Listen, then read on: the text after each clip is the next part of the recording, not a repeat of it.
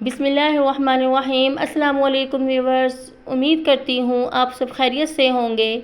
आज फिर से मैं आपके लिए एक नई वीडियो, एक नई रेमेडी लेकर आई हूँ।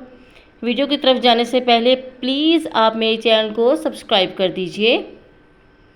आज मैं आपके लिए लेकर आई हूँ कुछ ऐसे घरेलू टोटके, किचन टिप्स जो आप में से बहुत कम लोग जानते हैं या कुछ लोग नहीं जानते, तो उनके लिए लेकर आई हूँ जो हमारी बड़ी बूढ़ियों ने हमसे पहले यूज़ किए हैं। तो उनकी बताए हुए, उनके सिखाए हुए कुछ टिप्स हैं जो मैं आपको बताने जा रही हूँ, जो आप रोज़मर्रा अपने किचन में फेस करती हैं इन चीज़ों को, तो उनको आप कैसे यूज़ कर सकती हैं। चलिए चलते हैं अपने टोटकों की जानिब। अगर आप चाहती हैं आपकी भिंडियाँ खुश जायका बहुत मज़े की बने, तो उसके लिए आपने क्या करना है, आपने भिंडियाँ पकाते वक्त अगर आप इसमें 1 चम्मच नींबू का रस डाल दें तो इससे ना सिर्फ भिंडियों का जायका बढ़ जाता है, बल्कि भिंडियों का जो लेस है वो भी ख़त्म हो जाता है और बहुत टेस्टी बनती हैं। आप इसको ज़रूर ट्राई कीजिएगा।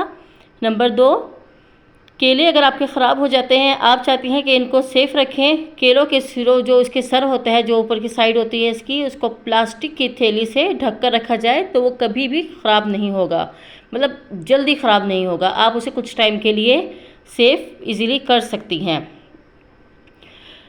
और अगर आप चाहती हैं मछली फ्रीज़ करना, तो उसके लिए आप मछली को अगर ज़्यादा देर तक के लिए फ्रीज़ करना हो तो इस पर आपने हल्दी और नमक लगाना है। हल्दी और नमक लगाने से आप उसको ज़्यादा टाइम के लिए फ्रीज़ कर सकती हैं।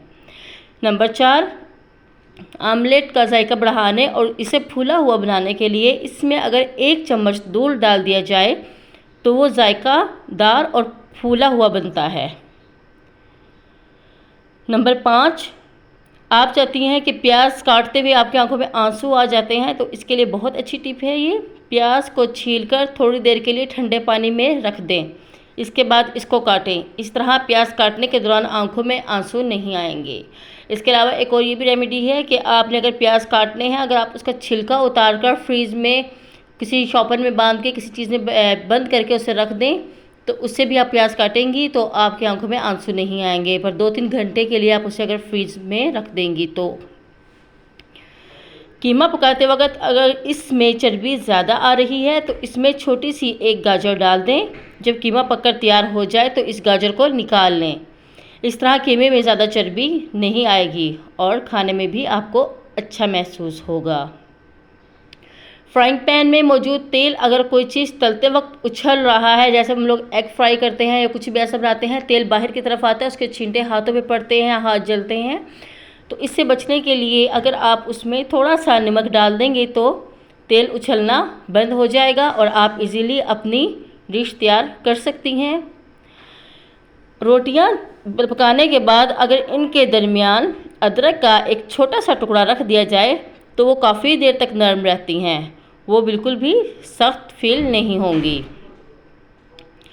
सब्जियां और फल काटने से पहले धोएं। काटने के बाद धोने से इनके अंदर मौजूद ज़रूरी ग़िज़ाई अज्जा ज़ाया हो जाते हैं। हमेशा उन्हें आप काटने के बाद धोने से पहले धोना चाहिए, काटने के बाद नहीं। चावल के दाने अलग अलग, चावल बॉयल करते वक्त अगर इसमें 1 खाने का चम्मच नींबू का रस डाल दिया जाए तो चावल के दाने अलग अलग और निखरे निखरे दिखाई देंगे और आपको चावल बहुत ही वाइट और बहुत ही खूबसूरत लगेंगे। उबले हुए चावल भी आपको मतलब एक खूबसूरत डिश का एहसास देंगे। अगर आपको मेरी वीडियो पसंद आई तो प्लीज़ आप मेरे चैनल को लाइक और सब्सक्राइब करना मत भूलिएगा। अल्लाह हाफिज़।